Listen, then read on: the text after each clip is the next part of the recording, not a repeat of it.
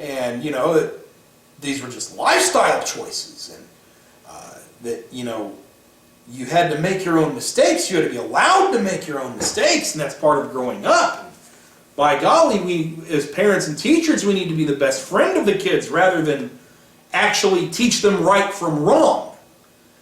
And so it struck me that we over-structured and over-protected these kids in areas where they didn't need the structure. They didn't need the structure when it came to their play. They didn't need the structure when it came to their activities. They didn't need the structure when it came to what they were going to do after school, but we gave it to them anyway. Yet we did structure, we didn't structure, I should say, we did not structure their moral development. We did not structure their decision making. We did not structure the way they thought about what's right and wrong. Instead, we told them they needed to be accepting of everything. And now suddenly nothing is wrong. And so it led to a very bizarre environment that I don't think any other generation has ever dealt with. So when we look at that, and we look at the over-socialization that we brought these kids up on, we look at the criticism of the American story that we have filled these kids' heads with, and we look back on the over-structured yet undisciplined environment that we raised them in, it's interesting when you stop and look at the results of all three of those things. What did that end up getting us? It's one thing to say, okay, we raised them this way, but now that they are journeying into adulthood, what are the results? Well, my observation and my opinion on the matter is that we are seeing a generation, now that they're leaving school and coming into the workforce, we're seeing a generation that has never made the transition from childhood to adulthood. We're seeing a generation that fears leaving that overprotective and unstructured environment that we just talked about. That environment where everything is scheduled for them, where there's a support system around them of parents and teachers and whomever, but yet they are allowed to make their own mistakes, and yet they are allowed to do whatever they want to some extent. And if a mistake comes about or a challenge comes about, there's a whole background of people behind them to help them out of the situation and to have their back. Well, now that they go into the real world, they fear leaving that cocoon, if you will, that false cocoon. I suspect that many of these kids, no, they're not kids, they're young adults now, many of these people, in the absence of their parents and teachers providing that cocoon for them that they've had growing up, they still expect the cocoon to be there, and maybe they expect their government and their employers to take that role. They're not ready to go out on their own. They don't want to go out on their own. You read stories every day about, kids getting out of college and moving back in with their parents, and they always try to aim it at the economy, and I'm sure that's a partial role of that, but I don't think that explains the whole thing. I think that is, a last-ditch effort in some cases to not throw in the towel on childhood. They realize they had it pretty good living under their parents' roofs, and so they fear going out there on their own into the big bad world because they've never been prepared for it. And I'll tell you what, if you think I'm wrong on that, if you think I'm blowing smoke up your rear end, talk to any HR manager of any company you want to name. Dollars to Donuts would say that any HR manager will tell you, and there's tons of literature out there on this too. I've seen this in print. They'll tell you that dealing with these younger folks, these 20-somethings, is so much different than dealing with any other age group, and so different than dealing with 20-somethings was 10 years ago or 20 years ago when those previous generations went through that time period. Any HR manager will tell you that with this generation, you've got to constantly pat them on the back. You've got to constantly make them feel as though they belong. You've got to constantly be doing different activities and fun little things that have absolutely nothing to do with the job at hand, but are just there so that they'll have some fun at work. Because if you don't do that, they may not have the dedication to actually get out of bed and show up. And if they do get out of bed and show up, they, as a group, might not have the wherewithal to actually do anything when they get there. This generation has not been raised to believe that the paycheck is all the motivation they need. They've been handheld and given tons more motivation growing up than they ever should have been given. They've never been taught to motivate themselves. And so now we see the results of that out in the working world. And I'm sure any HR manager can tell you horror stories of dealing with this generation. That you just have to constantly lead them by the hand to whatever you want them to do. And you can't order them to do anything. You've got to convince them that they thought of it and convince them it was their idea. It's ludicrous, and it would be funny if it wasn't so sad that you realize you've got a whole generation like this. It's a generation that is so used to having that massive support system behind them that they don't know how to function on their own. And furthermore, I don't think that they believe that on an individual level they are the catalyst for change or improvement within their own lives. We've given them a plastic and a false sense of self-worth, but they've never earned any real self-worth, which you only get from accomplishing things. So it's a generation that sees themselves as just kind of helpless and part of the machine, and things kind of suck and they just can't change that. It's just, you just try to deal with it the best you can, and we're just in a struggle like everybody else, and I can't make any positive change in my life.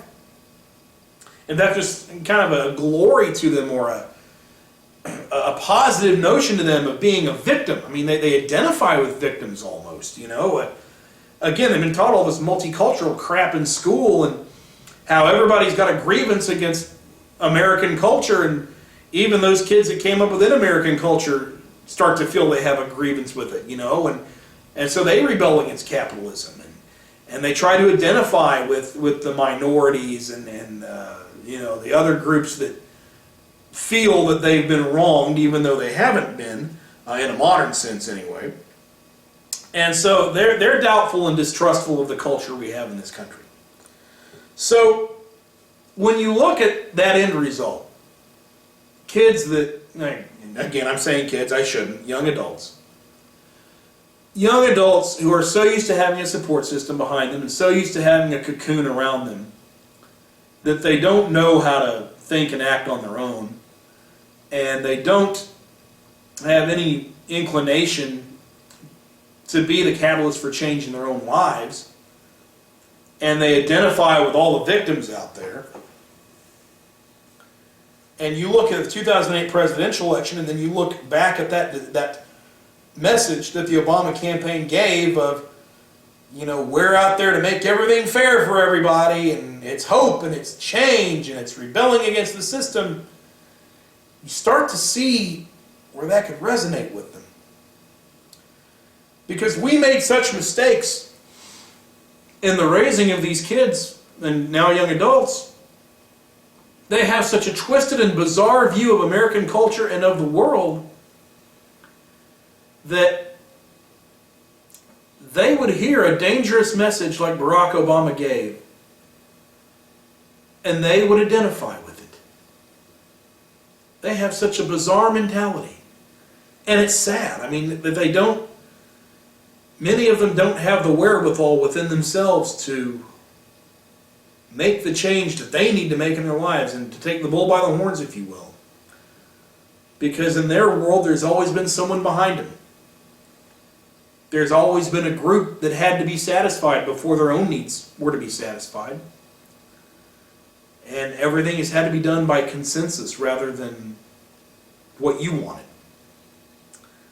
So it stands to reason that this generation, when they're exposed to conservatism, in the rare case that they actually are exposed to it, and we actually get our message out there, that they might fear it a little bit. And this is something I've struggled with a little bit. And I suspect a lot of you have too. when we who are conservatives put our message out there, a message of individual responsibility, individual achievement, that you are your own change, you are your own leader, you know, that you can get up every day and whatever you do will have a direct impact on your life, I think we take it for granted that that message would be interpreted positively by most people. Indeed, I mean, most of us, and I certainly do, I find that message to be empowering. And we take it for granted sometimes that everybody would find such a message to be empowering. But I think, I might be off on this, but I think that a lot of these 20-somethings see a similar message and they don't find it empowering. Instead, it scares the hell out of them. That they have been raised in this massive cocoon with this massive support system of everybody having their back, of being raised in these groups and with the parents and the teachers all behind them, and now they expect the government and the employers to be behind them and to have their back. And here we're telling them, screw that, strike out on your own, you don't need the support system. And I think some of them, it scares the hell out of them because it's the only thing they've known. We have raised them to think of strength in numbers, when instead there's actually weakness in numbers. And we have such a weak generation of 20-somethings that care more about the group and about someone coming along and giving them the right message rather than making the right message themselves. You know, I'll tell you one of the scariest things I heard, or most heartbreaking things. Meghan McCain, several months ago, was on the Bill O'Reilly show, and she's kind of a somewhat frequent guest on there. And for those of you who don't know, Meghan McCain is the daughter of John McCain, and like her father, she is allegedly a Republican. Not sure about that, but she claims to be one. But O'Reilly was interviewing her, and he brought up the topic: what can be done for the Republicans or the conservatives to get the youth vote? And she said something that stopped me in my tracks. And I'm paraphrasing here because it's been a few months since I've seen it, but essentially she said, we're looking for someone to come along and inspire us. We want to be inspired. Man, when I heard that, it froze me in my tracks. Here's a Republican, allegedly, talking about the need for someone to come along and generate inspiration. Conservatism is about inspiring yourself. That you don't need someone to come along and give you the right message. You don't need Barack Obama to do it. You don't need John McCain to do it. Hell, you don't need me to do it. Even though I'd probably do a better job than the other two. You are your own inspiration. Or you should be. You are your own change. But it was amazing to me that Meghan McCain, who supposedly has some kind of connection with Republicans and with young Republicans, I guess, seems to believe that they need that inspiration fed to them. And when I look back on it, maybe that's what a lot of this election was about, that they were so weak as a group of people that they needed somebody to inspire them. That they didn't have that self-reliance and that rugged individualism that most of us grew up with and took for granted.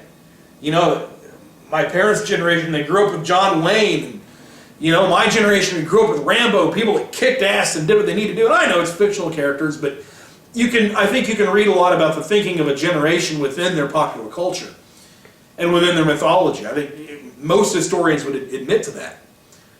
But you look at this generation and they don't have a Rambo, they don't have a John Wayne, they have a Napoleon Dynamite, you know. They praise weakness. They praise those who don't have the ability to make changes in their own lives and to affect an outcome.